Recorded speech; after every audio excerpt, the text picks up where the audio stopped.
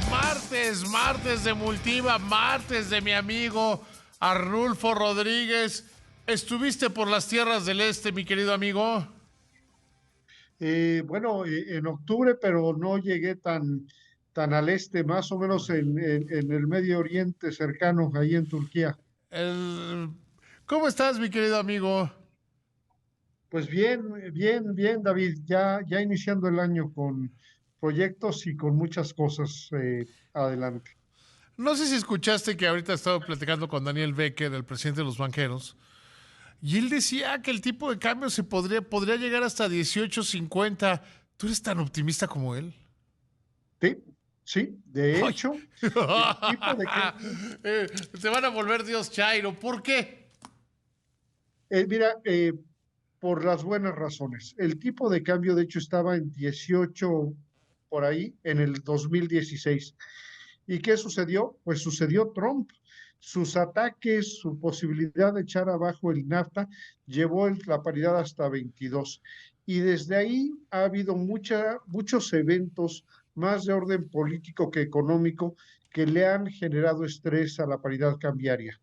Pero si quitáramos ese ruido político y su incidencia en el mercado cambiario, y dejáramos solamente los factores económicos, pues estos hablan bien de México y bien de México para este año. Mira, para empezar, las agencias calificadoras ya nos dieron perspectiva estable en el grado de inversión. Ujú. Los inversionistas de cartera, entonces, pues pueden beneficiarse de nuestras tasas de 2 dígitos, importantes tasas de 2 dígitos, con una paridad relativamente estable o incluso apreciándose.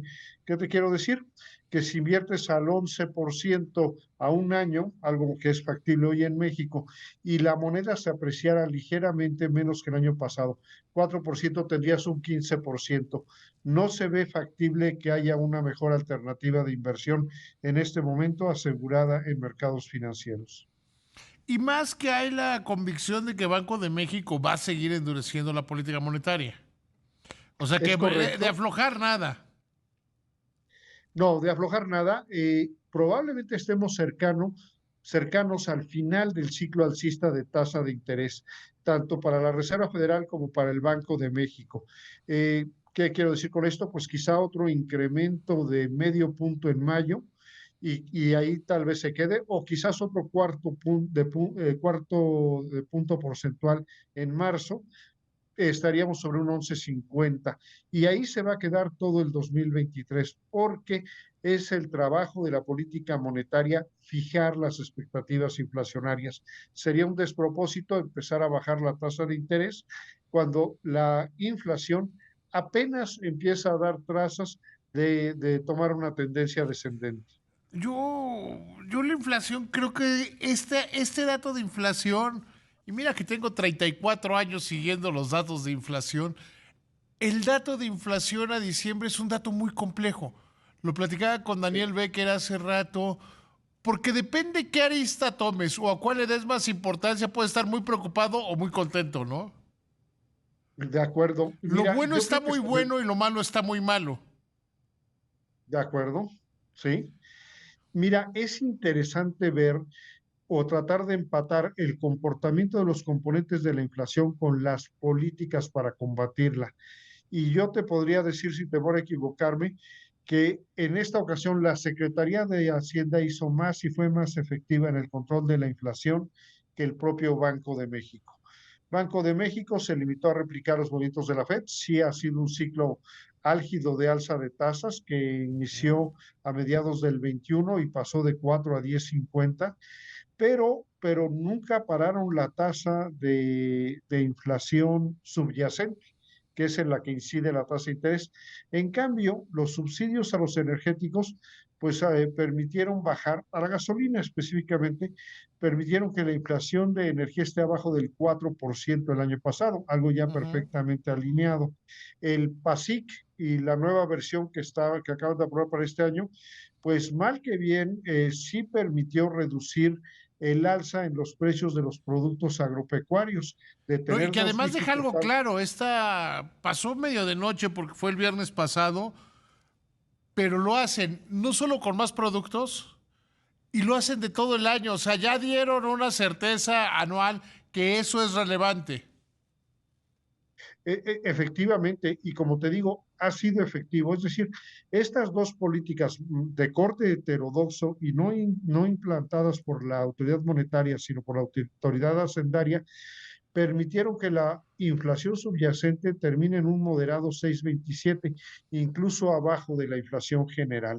La Sí. buena noticia del dato de ayer es que por primera vez, después de 26 meses de incremento continuo, la inflación subyacente tiene una pequeña bajadita, un ganchito ahí, Sí, pero que eran no puedes decir 2 años, 2 meses de alza, ¿eh? exactamente, se interrumpe pues un ciclo alcista que ya era muy preocupante y que viene apoyado por algo que se habla poco, la inflación al productor.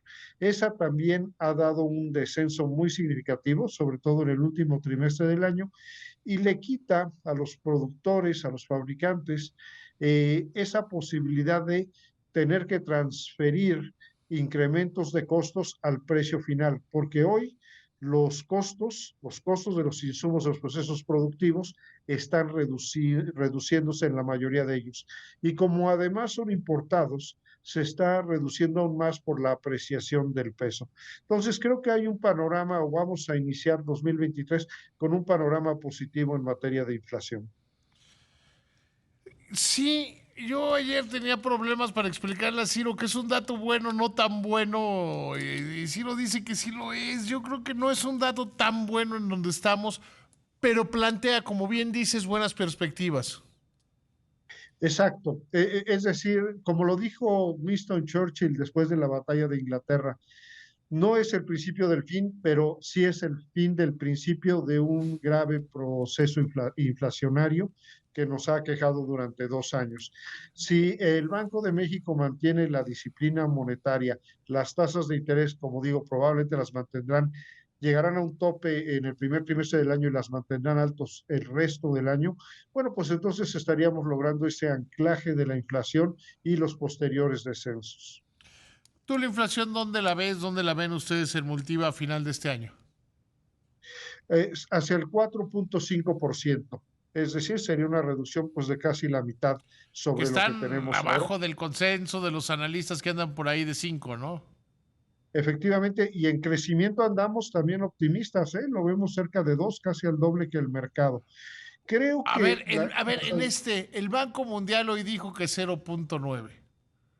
sí, sí, Está pues más cerca 2 del 3% del gobierno que el 1, vamos a cerrarlo, del Banco Mundial. mm, mira, muchas agencias como el Banco Mundial, muchas áreas de análisis de bancos de inversión, pues se han tirado al suelo en crecimiento. Y yo creo que es una medida un poquito preventiva. Es decir, revisar las expectativas a la alza a lo largo del año va a traer optimismo en los mercados y no reproches.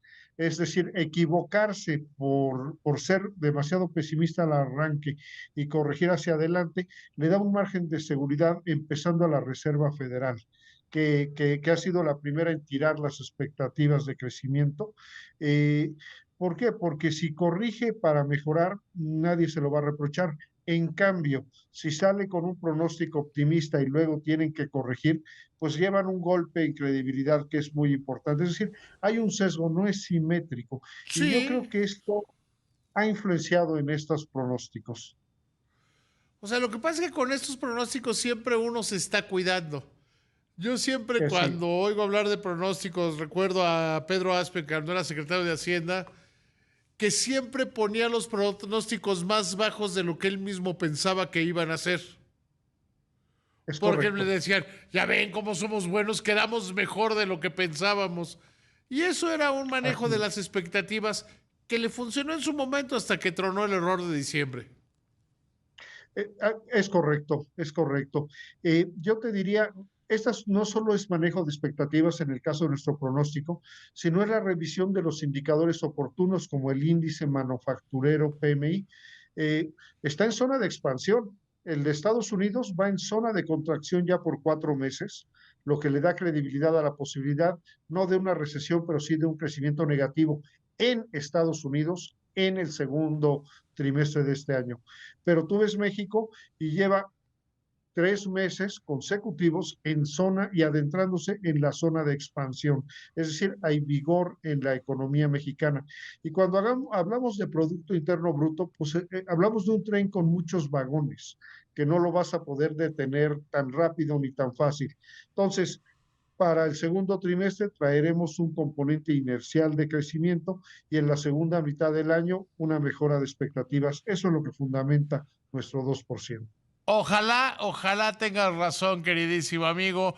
Te deseo que 2023 sea superior a tu expectativa más optimista. Muchísimas gracias, muy buenas noches. Gracias, David. Un abrazo.